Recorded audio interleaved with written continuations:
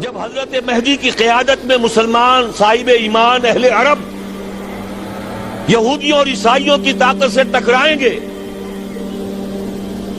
تو ان کی مدد کے لیے دو جانب سے اللہ تعالیٰ کچھ بھیجیں گے مدد.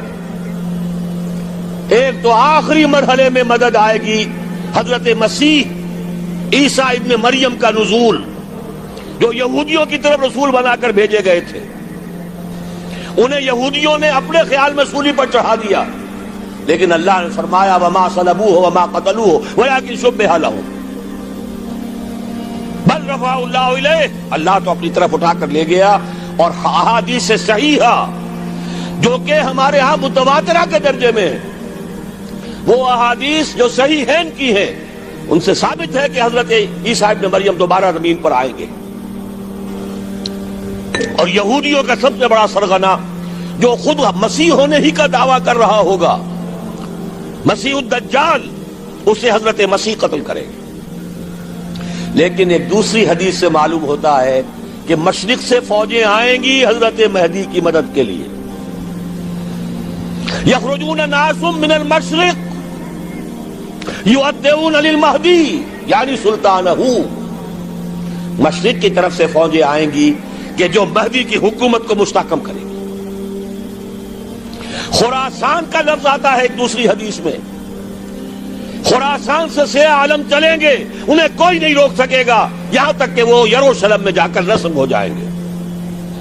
اور حضور کے زمانے میں اچھی طرح سمجھ لیجئے، ہند کسے کہتے تھے حضور کے زمانے میں؟ پاکستان ہند میں شامل نہیں تھا.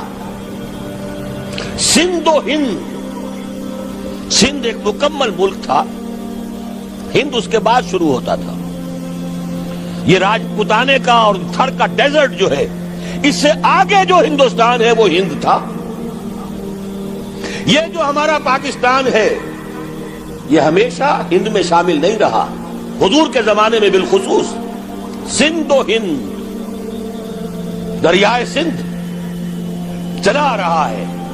یہ ساری ٹریبیوٹریز جو پنجاب کے اندر اس کی ہیں، یہ سب ایک علیحدہ ملک ہے جو اس زمانے میں سندھ کہلاتا تھا. اور نمبر 2 یاد کیجئے، اس زمانے میں خراسان ایک علاقہ تھا جس میں موجودہ افغانستان کا 2/3، تھوڑا سا حصہ ایران کا، اور جہاں تک میں تحقیق کر سکا ہوں آج تک پاکستان کا بھی علاقہ، خاص طور پر مالاکنڈ ڈویژن جو اس خراسان میں شامل ہے. خراسان سے سیاہ عالم چلیں گے جو جا کر یروشلم میں نصب ہوں گے. یہاں بھی ایک نقطہ نوٹ کر لیجئے، پہلے بھی یروشلم ہم سے چھینا تھا. کس نے چھینا تھا؟ عیسائیوں نے، کروسیڈرز.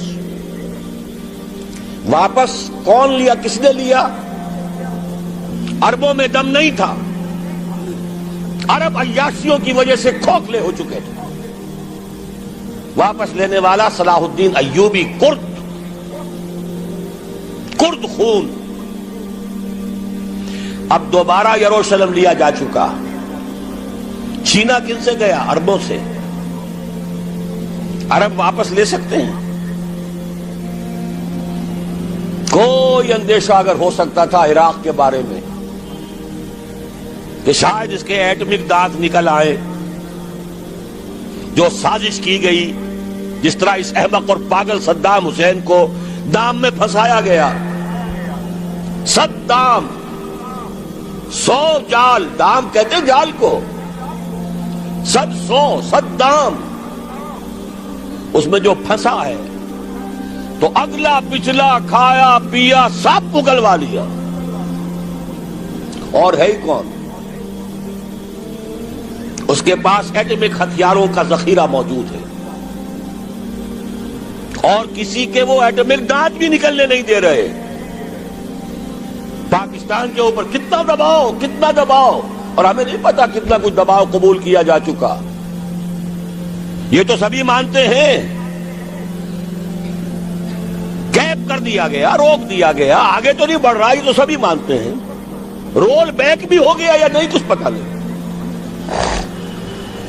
لیکن کسی صورت یہ نہیں تسلیم کریں گے، قبول کریں گے کہ کسی مسلمان ملک کے پاس ایٹم بم آ جائے. یہودیوں کے پاس ذخیرہ موجود، سب جانتے ہیں. بہرحال یہ جان لیجئے اس علاقے سے امید ہوتی ہے سندھ اور خراسان.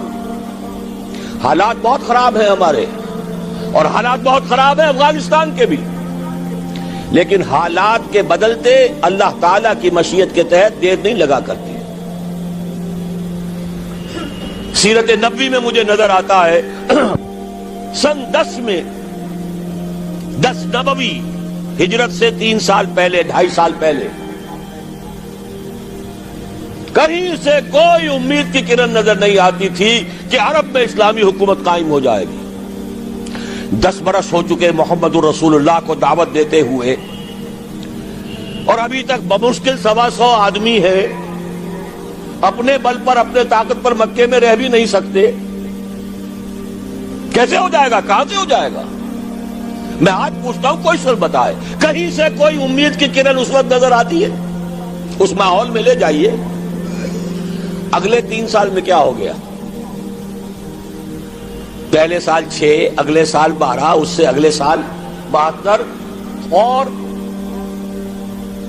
بیعت عقبہ ثانیہ، ہجرت، اور وہاں سے اب حضور کی طرف سے انیشیٹ شروع ہو گیا، انیشیٹو. تو ہم نہیں کہہ سکتے. اللہ تعالیٰ کی قدرت، اللہ کی مشیت. یہ یقین ہے کہ دنیا کے خاتمے سے پہلے نظام خلافت قائم ہوگا، اور تمام دنیا میں ہوگا.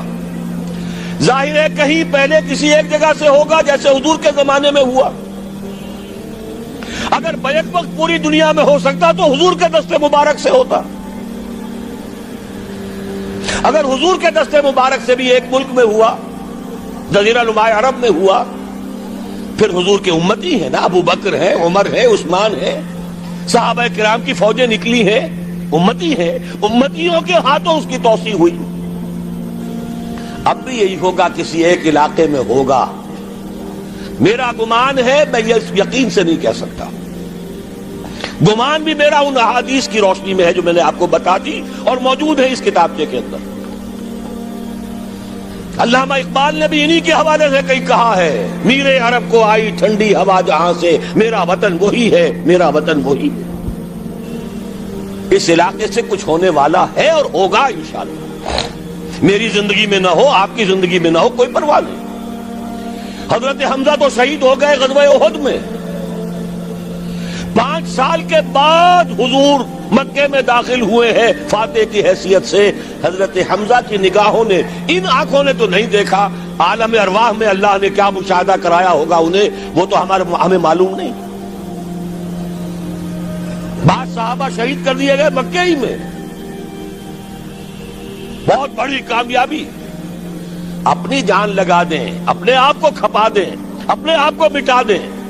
جس طرح روڑی کوٹ کر بنیادوں میں بھر دی جاتی ہے، ہماری ہڈیوں کا چورا بنا کر اور ہمارے خون کے اندر اسے گوندھ کر اگر وہاں ڈال دیا جائے، اس سے بڑی سعادت کوئی نہیں. اس پر تعمیر ہو خلافت علی منہاج النبوہ کی، ہم اس کی بنیاد کے اندر دفن ہو جائیں، یہی بہت بڑی سعادت ہے. لیکن یہ ہوگا. میں نے عرض کیا تھا کہ یقین ہے مجھے کہ ہوگا، اور ہر صاحب ایمان کو یقین ہونا چاہیے کہ ہوگا. باقی یہ کہ یہ آثار ہیں اور احادیث بھی ہیں، اور 400 برس کی تاریخ بھی بتاتی ہے کہ یہیں سے ہوگا. 1000 برس تک سارے مجددین امت عالم عرب میں پیدا ہوئے. 11ویں صدی کا مجدد اعظم شیخ احمد سرہندی کہاں دفن ہے؟ سرہند میں، ہندوستان میں. 12ویں صدی کا مجدد اعظم شاہ ولی اللہ دہلوی کہاں دفن ہے؟ دہلی میں. 13ویں صدی کا مجدد اعظم سید احمد بریلوی، ان کی تو قبر بھی معلوم نہیں، لیکن ان کا خون جذب ہوا دریائے کنہار میں، اور ان کے سینکڑوں ساتھیوں کی لاشیں اس بالا کوٹ کے مقام پر. 14ویں صدی کے مجدد اعظم شیخ الہند، لیکن ان کے ساتھ ساتھ اتنے اعظم رجال علامہ اقبال جیسا مفکر، مولانا مودودی جیسا مصنف، مولانا الیاس جیسا مبلغ، کہیں اور ہمیں دکھا دیجئے آپ۔ میں کل کہیں عرض کر رہا تھا، دیکھیے پہلے جو 1000 برس تک ہر خیر ہندوستان میں باہر سے آ رہا تھا۔ معین الدین اجمیری باہر سے آ رہے ہیں، شیخ علی حجویری باہر سے آ رہے ہیں، سندھ میں جتنے اولیاء دفن ہیں سب کے سب باہر سے، ایران سے چلے آ رہے ہیں۔ لیکن جیسے ہی 11ویں صدی شروع ہوئی، ریورس ہو گیا آرڈر۔ اب سلسلہ مجددیہ، نقشبندیہ اب ہندوستان سے نکل کر پھیل رہا ہے۔ پورا افغانستان، پورا ترکستان، تمام یہ ترک ریاستیں جو آزاد ہوئی ہیں ابھی USSR کے خاتمے کے بعد، یہاں تک کہ سائپرس، جزیرہ قبرص، پورا ترکی جو اب بھی ہے موجودہ ترکی، سلسلہ مجددیہ نقشبندیہ کہاں سے چلا؟ ہندوستان سے پھیل گیا پورے عالم اسلام۔ مفکر، علماء دین اور تمام علوم دینی کا مجدد شاہ ولی اللہ دہلوی، خالص ترین جہاد فی سبیل اللہ دور صحابہ کے بعد جماعت مجاہدین جام شہادت نوش کیا، سینکڑوں ہمارے مجاہدین۔ پھر 14ویں صدی میں اقبال جیسا مفکر، مودودی جیسا، دوبارہ دوہرا رہا ہوں، مصنف، مولانا الیاس جیسا مبلغ، مجھے تو کہیں نظر نہیں آتا۔ تمام مسلمان ممالک آزاد ہوئے، کہیں اسلام کا نام نہیں لگا، نہ سرکاروں نے نعرہ لگایا، نہ کہیں کسی اور نے نعرہ لگایا۔ عربوں نے بھی عرب نیشنلزم کا نعرہ لگایا، اسلام کا نعرہ نہیں۔